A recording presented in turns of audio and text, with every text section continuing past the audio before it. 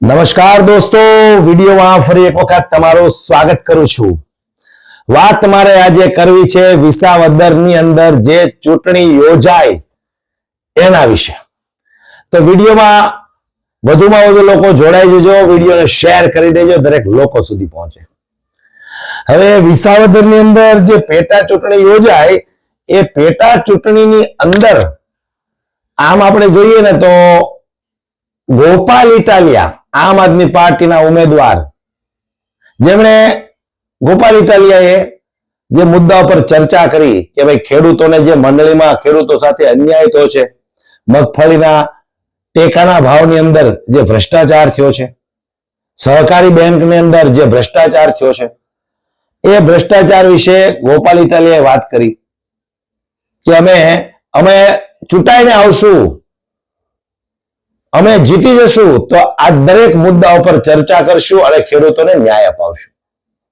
ત્યારે બીજી તરફ આપણે જોઈએ તો ભારતીય જનતા પાર્ટીના ઉમેદવાર કિરીટભાઈ પટેલ, જેમના અસંખ્ય કૌભાંડો છે વિસાવદર ભેસાણ તાલુકાની અંદર, ન્યૂઝપેપરમાં આપણે જોયું, સમાચારની અંદર પણ આપણે સાંભળ્યું, કરોડો રૂપિયાના કૌભાંડો સહકારી બેંકની અંદર છે. આમ આદમી પાર્ટીના ઉમેદવાર ગોપાલ ઇટાલિયાએ ખુલાસાઓ કર્યા ત્યારે ખબર પડી, નહીતર તો કોઈને ખબર નહોતી.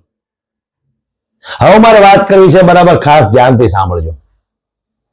એક તરફ ગોપાલ ઇટાલિયા જે ખેડૂતોનો મસીહા બનીને વિસાવદરથી ચૂંટણી લડવા માટે આવ્યો છે, અને બીજી તરફ ભારતીય જનતા પાર્ટીના ઉમેદવાર કિરીટભાઈ કૌભાંડી, જેમણે કરોડો રૂપિયાનું કૌભાંડ કર્યું છે અને જેમના હિસાબે લગભગ બે ખેડૂતો મોતને ઘાટ ઉતરી ગયા છે.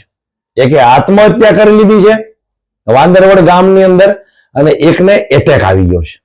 હવે એટેક આવવાનું કારણ મુખ્ય એ હતું કે એમણે ક્યારેય બેંકની અંદર ખાતું નહોતું અને એમના માથે 8-10 લાખ રૂપિયાની લોનો બોલે છે.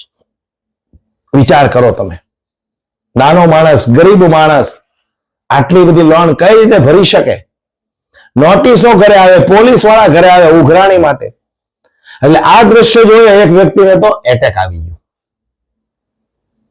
એમ છતાં પણ આ ચૂંટણીની અંદર આટલા કૌભાંડ કરનારા ભારતીય જનતા પાર્ટીના ઉમેદવાર, એમને જીતાવવા માટે જેટલા લોકો એમની દલાલી કરી છે, શરમ આવે યાર દોસ્તો આપણને કે આ બધું સમગ્ર ગુજરાતની જનતા જુએ છે, જાણે છે, સમજે છે કે ભારતીય જનતા પાર્ટીની અંદર કેટલા ગુંડાઓ છે, બળાત્કારીઓ છે, બુટલેગરો છે, ખનીજ માફિયાઓ છે, કૌભાંડીઓ છે.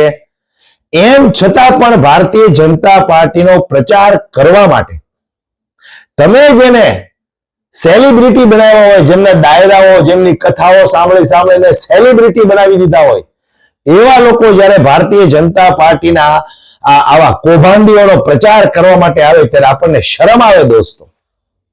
એક તરફ ખેડૂતોનો મસીહા ગોપાલ ઇટાલિયા ખેડૂતોના જે પ્રશ્નો છે એની માટે લડી રહ્યો છે, ત્યારે ગોપાલ ઇટાલિયાને મત આપજો એમ કહેવાને બદલે આ કિરીટ પટેલની જે દલાલી કરવા માટે આવ્યા હતા એવા કલાકારોને મારે કહેવું છે કે શરમ આવી જોઈએ તમને લોકોને. સાધુ સંતો મહંતો જે તૂટી પડ્યા હતા એમને પણ શરમ આવી જોઈએ કે ગોપાલ ઇટાલિયા ખેડૂતો માટે લડી રહ્યો છે. અને આ ભ્રષ્ટ ભારતીય જનતા પાર્ટી, તમે સૌ લોકો જાણો છો કે જ્યાં એમની સરકાર બની છે ત્યાં કેવા કૌભાંડો કરેલા છે, કેવા ભ્રષ્ટાચારો કરેલા છે. અને એમ છતાંય તમે જો ભારતીય જનતા પાર્ટીની દલાલી કરતા હોય તો હું તો એટલું જ કહીશ કે તમારે લોકોને ડૂબી મરવું જોઈએ. જે જનતાએ તમને મોટા કર્યા છે, આજે એ જનતા માટે કોઈ લડી રહ્યો છે તો એમાં તમે પગ આડા કરો છો કે એમને વોટ નહીં આપતા. આ દલાલી શું કામ? કંઈક ને કંઈક તમારો સ્વાર્થ હોય એવું લાગે છે. આવનારી ચૂંટણીમાં કદાચ તમારે ચૂંટણી લડવી હોય એટલે ભારતીય જનતા પાર્ટીના વખાણ કરો છો. ગોપાલ ઇટાલિયા તો સનાતન વિરોધી છે, ગોપાલ ઇટાલિયા તો કથામાં જવાની ના પાડે છે, ગોપાલ ઇટાલિયા હિન્દુ વિરોધી છે. અલા ભાઈ, તમે બધા આટલા બધા હિન્દુના જે ચાહક છો તમને લોકોને એટલું બધું આમ સનાતન ધર્મનું જે દાજી આવે છે, તો જ્યારે જ્યારે સનાતન ધર્મ ઉપર અત્યાચારો થાય છે, હિન્દુની દીકરીઓ ઉપર અત્યાચાર થાય છે, હિન્દુના યુવાનો ઉપર અત્યાચાર થાય છે, આ ખેડૂતો જે મળ્યા એ હિન્દુ હતા, તો એ સમયે તમે લોકો ક્યાં જાઓ છો? એ સમયે તમે ભારતીય જનતા પાર્ટીને એક પણ સવાલ કેમ નથી કરતા કે ભાઈ અમે તમારી ચાપલુસી કરી છે, અમે તમારી દલાલી કરી છે ચૂંટણી સમયે? તો આવું થાય છે ત્યારે અમારે સાંભળવું પડે છે. આવું તમે ભારતીય જનતા પાર્ટીને કેમ નથી કહેતા? મારો એ સવાલ છે તમને લોકોને. જેટલા લોકોએ ચાપલુસી કરી છે ભારતીય જનતા પાર્ટીની, અનેક દલાલો ઉભા થયા, 500,000 રૂપિયા આપીને એમની પાસે વિડીયો બનાવરાવ્યા, પણ કોઈનું કશું ચાલ્યું નહીં. કારણ કે વિસાવદરની જનતા સમજુ છે, એમણે નક્કી કર્યું છે કે અમારે ગોપાલ ઇટાલિયાને જીતાવો છે, અને જીતાવીને રહ્યા. 17,500 મતની લીડથી ગોપાલ ઇટાલિયા જીત્યા છે. આટલી મોટી વિશાળ ભારતીય જનતા પાર્ટી, આટલા મોટા દિગ્ગજ નેતાઓ, મંત્રી, સંત્રી, કેબિનેટ મંત્રી, ગૃહમંત્રી, મુખ્યમંત્રી બધા જ વિસાવદરની અંદર તૂટી પડ્યા એક ગોપાલ ઇટાલિયાને જીતાવા માટે. અને એમાં ઓછામાં પૂરું આ કલાકારો, સાધુ, સંતો એ પણ તૂટી પડ્યા, પણ કોઈનું કાંઈ ઉપજ્યું નહીં. અને આ કલાકારો તો તમે 2-5 લાખ રૂપિયા આપો એટલે તમારી બાજુ બોલે, આ બાજુથી 2-5 લાખ મળે તો એની બાજુ બોલે. પણ મારે કહેવું છે આ કલાકારોને કે ખરેખર તમને શરમ આવી જોઈએ. જો તમે અત્યાર સુધીમાં ન સમજી શક્યા હોય કે ખેડૂતોનો અસલી નેતા કોણ છે, કોણ ખેડૂતો માટે લડવા આવ્યો છે, એ જો તમે અત્યાર સુધીમાં ન સમજી શક્યા હોય ને તો તમારે ડૂબીને મરી જવાય. ખાલી લોભ લાલચમાં આવી કોઈ સ્વાર્થ મનમાં રાખીને તમે ભારતીય જનતા પાર્ટીની જો દલાલી કરતા હોય ને તો તમારે શરમથી ડૂબી મરવું પડે. કારણ કે સમગ્ર વિસાવદર, ભેસાણ અને જુનાગઢ ગ્રામ્યની જનતા જાણે છે કે કિરીટ પટેલના હાથ હેઠળ કેટલા કૌભાંડો થયા છે. ખુદ કિરીટ પટેલ, જયેશ રાદડિયા એવું કહેતા હોય કે કિરીટ પટેલ તો હતા નહીં, એ પહેલા કૌભાંડ થયેલા છે, 8-10 વર્ષ પહેલાના કૌભાંડો છે. તો વિચાર કરો તમે, એક તરફ એના જ મોઢે કબૂલે છે કે 8-10 વર્ષ પહેલા આ કૌભાંડો થયેલા છે, તો એનો મતલબ એમ કે 30 વર્ષથી ગુજરાતની અંદર ભારતીય જનતા પાર્ટીની સરકાર છે અને એની સરકારમાં આ કૌભાંડો થયેલા છે. આ લોકો કબૂલ કરે છે કે 8-10 વર્ષ પહેલા થયા છે. કિરીટભાઈ તો નિર્દોષ છે. આવેશમાં આવીને એ લોકોએ પોતાની જ પાર્ટીનો ભાંડો ફોડી નાખ્યો. તો ભાઈ 8-10 વર્ષ પહેલા સરકાર તો તમારી જ છે 30 વર્ષથી, તો આજ સુધીમાં તમે એ એક પણ કૌભાંડીને પકડીને જેલના હવાલે કેમ ન કર્યો?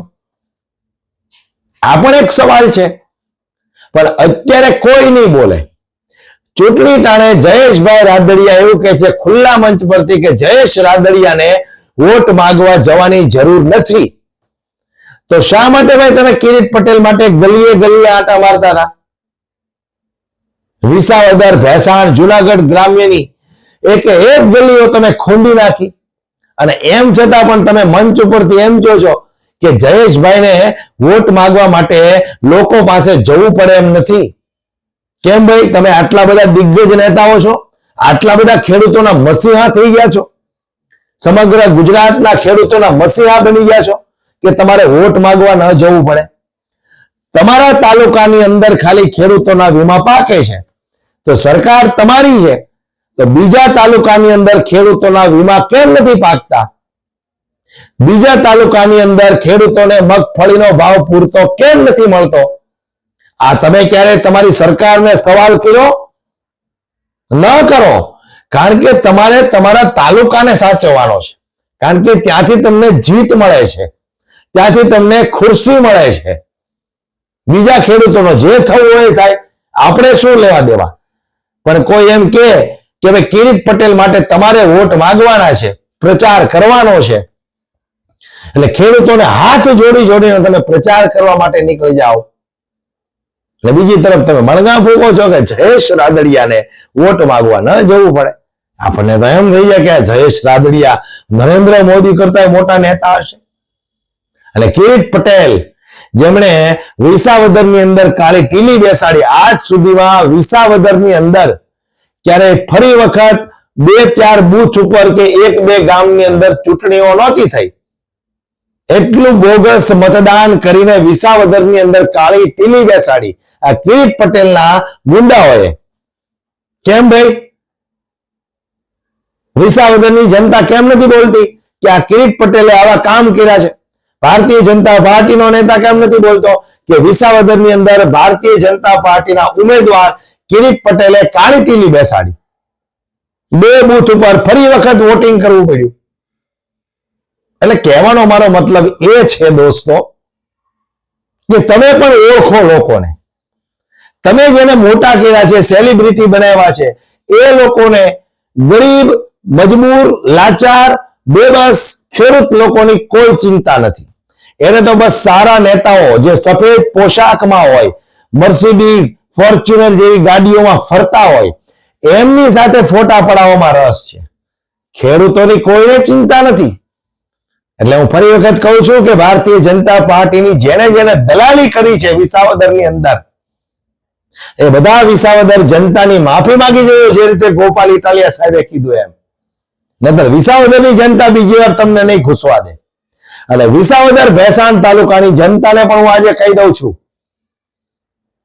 કે જે લોકો ખેડૂતની આડે પગ કરવા આવ્યા હતા અને ભારતીય જનતા પાર્ટીની જેને દલાલી કરી હતી, એવા લોકો જયારે વિસાવદરની અંદર આવે આવનારા સમયની અંદર ચૂંટણીઓ લડવા માટે, ત્યારે આ વાતને તમે મગજમાં રાખજો કે આ વ્યક્તિએ ભારતીય જનતા પાર્ટીની દલાલી કરી હતી અને ખેડૂતો માટે જે લડવા આવ્યો હતો ગોપાલ ઇટાલિયા, એને હરાવવાની પૂરેપૂરી કોશિશ કરી હતી. દોસ્તો, જાગૃત તમારે પણ થવું પડશે. એકલો ગોપાલ ઇટાલિયા વિસાવદર, ભેસાણ અને જુનાગઢ ગ્રામ્યની અંદર એકલો ગોપાલ કામ નહીં કરી શકે.